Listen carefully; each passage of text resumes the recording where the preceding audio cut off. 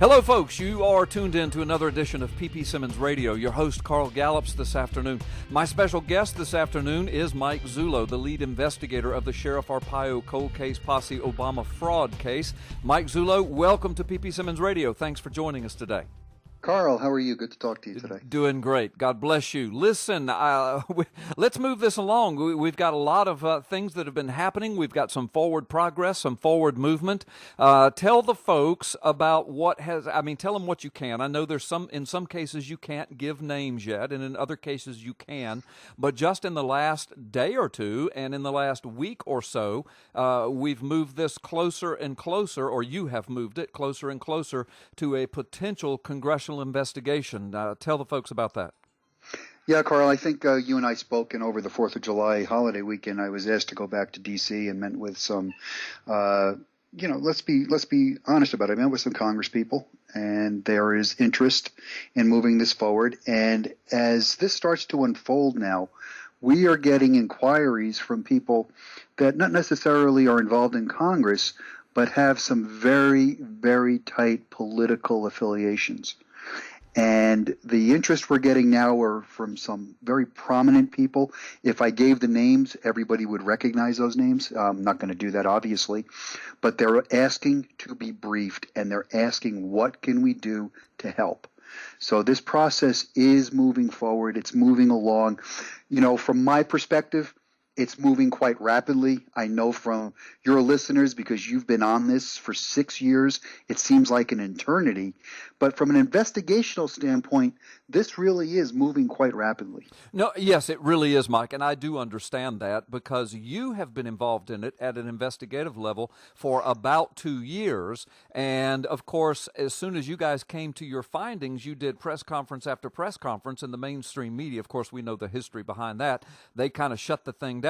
So you guys kind of hit a roadblock as far as moving it forward, but just in the last 4 or 5 months, or even less perhaps, it has jumped forward. And so you see it from that perspective, that even though it's been a long haul overall, considering what you've been through, you've only been involved for 2 years, and in the last 4 months, it has moved forward to the point of you've been to Washington several times, you've been to Capitol Hill several times, you're in and out of Congress people's office, you've got Congressman Steve Stockman who's asked you to come in, you've got these other VIPs and one that you just mentioned that I know who it is and we can't say, but just a huge VIP who has inroads into the White House as well as Congressional Hill. So, I mean, really, there has been some huge forward movement, right?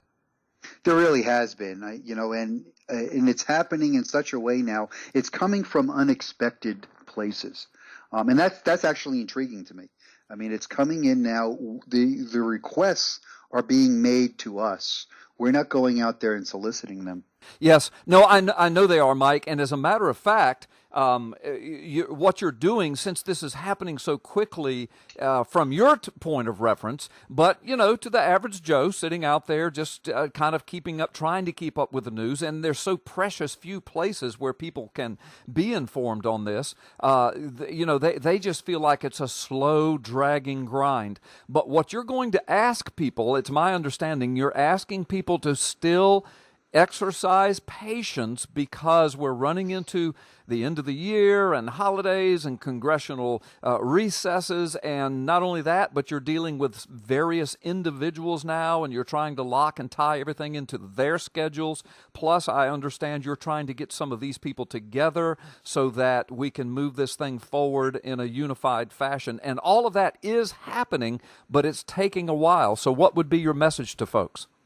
Well, just what you said, just exercise a little patience and understand that now we get involved in scheduling conflicts, scheduling difficulties. People that we're talking to have very, very limited discretionary time, if you will. And we are trying to accommodate that. I mean, if any indication, leaving 4th of July, weekend on the spur of the moment to get back to Washington. I'm trying to make it happen as fast as we can make it happen, Carl. Right. I know you are, and I will join with you and ask people to be patient. I know that if you and I could make it happen in the next couple of days, if we could snap our fingers and make that happen, we would. But we've got to work through the process. We're connecting with people who can make something happen, and we just simply have to abide by their schedules, and that's what's happening. So anyway, thank you for that. But let me move this along. So why why in the world, Mike Zullo, does the man in the White House, the commander-in-chief, the man who purports to be president, the man who has the title of POTUS, P-O-T-U-S, President of the United States, what is he doing in possession of a 100% criminally verified forged document as his only identifying document? If I could answer that question, I'd probably get my own television show, Carl. I think the notion that the President of the United States not only would have possession, to put it that way, to have possession of this kind of document, but to know the controversy around it, know that there's a law enforcement investigation, and do nothing to try to remedy this is just mind-boggling, especially given the fact that under Title 18 of the United States Criminal Code, it makes it very clear anyone knowingly, without lawful authority, produces an identification document or false identification document is guilty of a criminal offense. Yeah. Just the transference of that document, the mere possession of that document, and you're talking about offenses that range anywhere from 1 to 20 years of imprisonment. I mean, this is insane. Right. And it truly is a criminal matter. I mean, this is not just some little birther matter of people sitting around wondering where he was born. I mean, we may get to the bottom of that one day, but the bottom line is what you're dealing with is a criminal matter of a forged and fabricated document in the possession of the president who has proffered it to the world as his identifying document. That's correct. And in that statute, it actually specifies a birth certificate or a driver's license or a personal identification card. I mean, it goes right into the heart of this matter.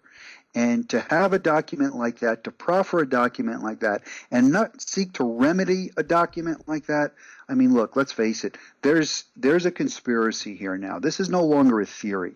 And the fact is going to be somebody created it for this purpose, this intent, and they delivered it to the White House, and the president is calling it his. Right. Absolutely. All right. Well, listen, I did an interview this last week, and I was talking with a host on the West Coast. She's a syndicated talk show host, and I brought up a scenario that basically freaked her out, and I know her audience as well. You and I have talked about this. Now you have intimate knowledge about some of what I'm getting ready to say. You have stuff even in your criminal investigation that you cannot reveal, so I'm not going to ask you to do that. So I'm just going to broach this subject generally, and then you address it generally and as detailed as you can. But I'm just going to ask hypothetically. I know you kind of know the answers to it, but for our audience sake, Mike, how come that a president, Barack Obama, who's supposed to be America's first black president, who's supposed to be this iconic figure in America, and let's face it, supposed to be an iconic world figure. I mean, he's a Nobel Peace Prize winner and hailed all over the world as this great, peacemaker and achiever in the Muslim world, and on and on and on. But America's first black president, and that's a big deal, Mike. That is a big deal. How is it that this iconic figure in American history and in world history, not a single hospital anywhere in the world, much less in the United States, officially claims their hospital as the place of birth for this iconic figure? Now, to make it worse, Mike, there's not a single monument erected anywhere. There's not a plaque erected anywhere to his birth in a hospital. There's not a single hospital that will bring forth any documentation to say, yes, here is where he was born. And what makes it worse is that he it's on his birth certificate that he held up to the world that he was born in Kapiolani Hospital in Honolulu. Yet Kapiolani Hospital will not turn over any records. They will not admit putting their integrity on the line that he was born there. They will not erect a monument. They will not put up a plaque. I mean, Mike, you and I went to George Washington's Mount Vernon home. I mean, we went to the bed where he died. We know where George Washington was born. We know where almost all the presidents were born. The presidents in our lifetime. We know the hospitals, their homes, there's monuments, there's plaques. We know everything about him. But this guy, we can't get a hospital anywhere to say he was born here. Here's the records. Here's a monument. We claim him. Mike, why do you think that might be? Because it never happened. I really believe it never happened. And I think if you look at Kapolani Medical Center, what they're doing now is running for cover. And after this controversy ignited, they came out with statements saying, we don't retain records past 25 years of age now. So now they're going to use this, that we most likely destroyed them. But there's never any proof. Yeah. There has been no proof. And the other shocking fact is the apartment complex where Mr. Obama resided with his grandparents, the same address that's on that Selective Service card, they have a shrine built to the president inside the lobby of a hotel, of an apartment complex. Yeah. But you can't, like you said, find it in any medical facility. Yeah, anywhere in the world. And if Kapiolani will not claim him, then there is no other place that has even come close to claiming him. There is no other place which he has officially claimed. I mean, that's it. And Kapiolani will not claim him. So, I mean, how bizarre is that? I mean, this iconic world figure, and the hospital will not claim that he was born there. Well, make it even worse, Queens Medical Center actually renounced that birth narrative.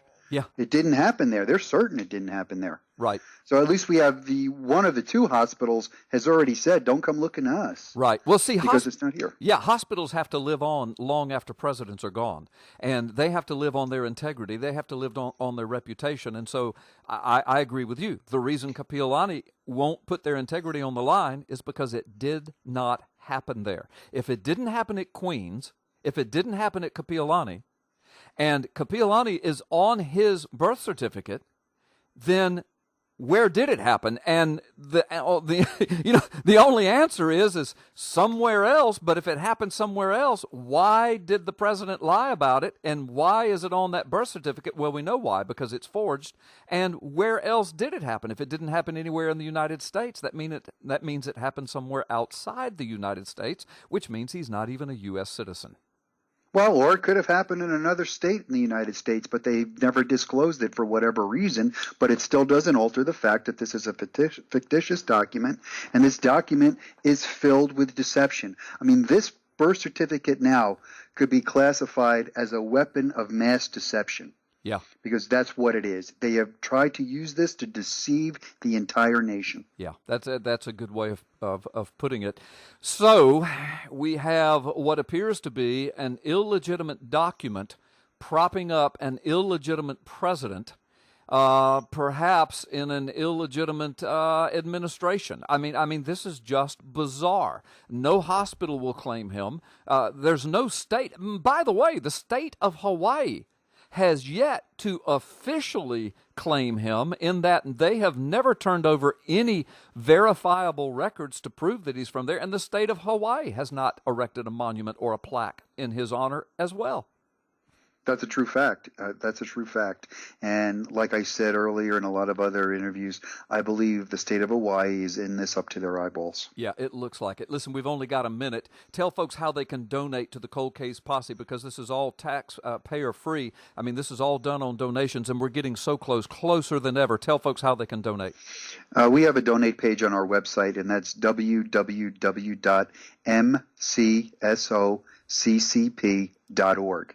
mcsoccp.org. You could go there. You know, a $5 donation helps us tremendously. Good, and I'm going to encourage our listeners to please donate to this, especially as we're moving closer. Mike, we've got 30 seconds. Let me thank you for being on the show, and let me just reaffirm to our listeners that there are plans in the works to move this to a congressional investigation. You're not at liberty to divulge those plans, but you are continually, just in the last couple of days and in the last week, still meeting with very important government officials, very important people in America who have connections to Congress who can move this thing forward. And thank you so much for verifying that for us. Thank you for being a part of the show. Thank you for what you're doing, and we're praying for you. God bless you, Mike.